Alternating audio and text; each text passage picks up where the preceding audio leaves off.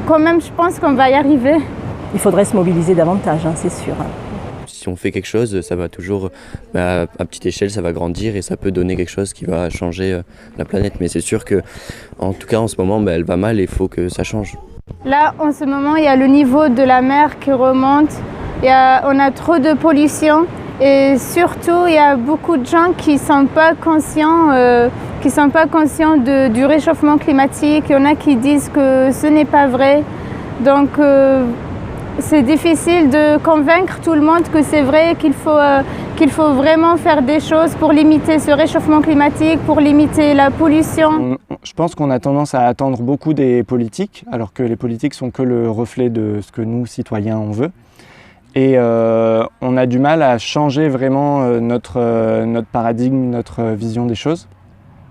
Donc pour moi, la grosse crainte, c'est ça, c'est est-ce qu'on va être capable de changer d'objectif de progrès et est-ce qu'on va être capable de revenir à des échelles plus humaines et à un peu ce qui pour moi porte le nom de décroissance. Pour l'instant, j'ai du mal à voir comment ça peut s'étendre rapidement dans la société. En ce moment, l'homme il respecte pas en majorité les réglementations sur la pêche et c'est pour ça qu'il y a des espèces qui sont en danger et qu'il faut que ça change, quoi. Je reste quand même inquiète parce que j'ai l'impression qu'il y a encore énormément de travail à faire et que malheureusement les ressources s'amenuisent et la population continue de grandir sur Terre. Justement, certaines espèces disparaissent, petit à petit, l'homme disparaîtra aussi à son tour. J'ai beaucoup de craintes concernant l'environnement parce que quand je vois encore le comportement de certains vis-à-vis des déchets et de la pollution, c'est assez inquiétant. Et c'est pour ça aussi que je fais ces études-là, que je veux travailler dans l'écologie marine et la préservation des écosystèmes. Je pense que dans les villes, c'est difficile de s'en sortir parce qu'on n'a pas cet éveil vers l'environnement, on ne vit pas dedans. Donc c'est vrai que même si on en parle, on n'en prend pas conscience tant qu'on n'a pas une expérience de vivre à l'extérieur. On peut avoir de l'espoir parce qu'actuellement, quand on voit par exemple cette île, on peut espérer que ça sera reproduit dans le monde entier, que le monde, surtout au niveau écologique, ça aille mieux.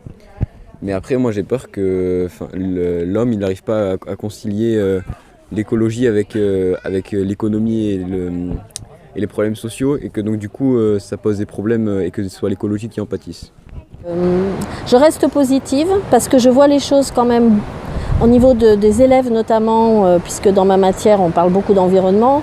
Il y a un éveil qui apparaît depuis je dirais une dizaine d'années et aussi au niveau du citoyen à travers des associations, de la collaboration associative. Mais moi je suis une nature optimiste, alors je pense qu'on peut vraiment limiter le problème climatique qui est actuel. Et les espoirs, c'est qu'il y a plein de gens qui se motivent, que c'est un sujet qui devient de plus en plus universel, l'écologie. Donc vraiment, là, il y a des gens qui sont touchés et ça pourrait permettre un basculement dans nos modes de vie. Ce que je préfère, c'est travailler avec les gens et montrer qu'un meilleur monde est possible. J'espère que ça marche.